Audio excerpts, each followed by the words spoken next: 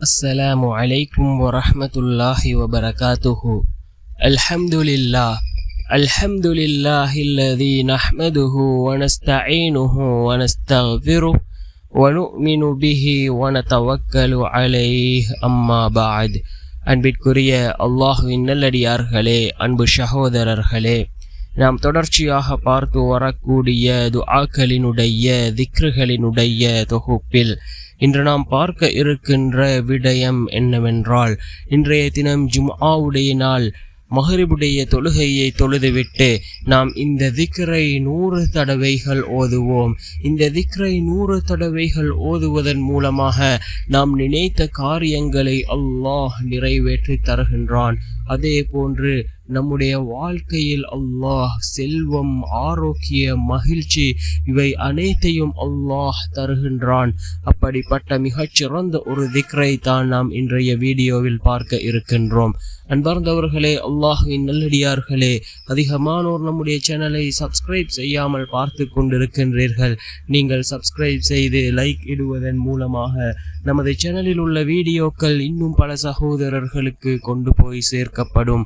அவர்கள் அதனை பார்த்து பயனடைந்தால் அதற்குரிய கூலியை அல்லாஹ் உங்களுக்கும் வழங்குவான்.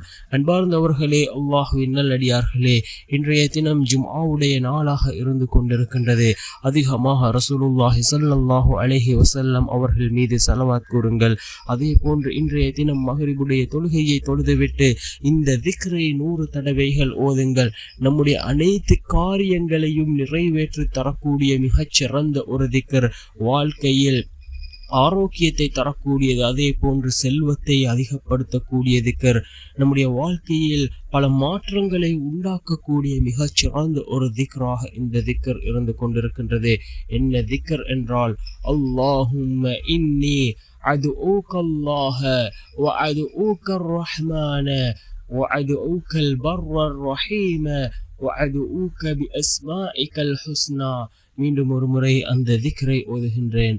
اللهم إني أدعوك الله وأدعوك الرحمن وأدعوك البر الرحيم وأدعوك بأسمائك الحسنى என்று வரக்கூடிய இந்த திக்ரை 100 தடவைகள் ஓதுங்கள். இந்த திக்ரின் மூலமாக அல்லாஹ் ஜல்ல சுப்ஹானஹு வ தஆலா நம்முடைய வாழ்க்கையில் பல மாற்றங்களை உண்டாக்குவான். வல்லநாயன் நம் அனைவரின் பாவங்களையும் மன்னித்து உயர்ந்த ஜன்னத்துல் ஃபிர்தௌஸ் என்ற சோனத்தில் நம் அனைவரையும் ஒன்று சேர்ப்பானாக. ஆமீன்.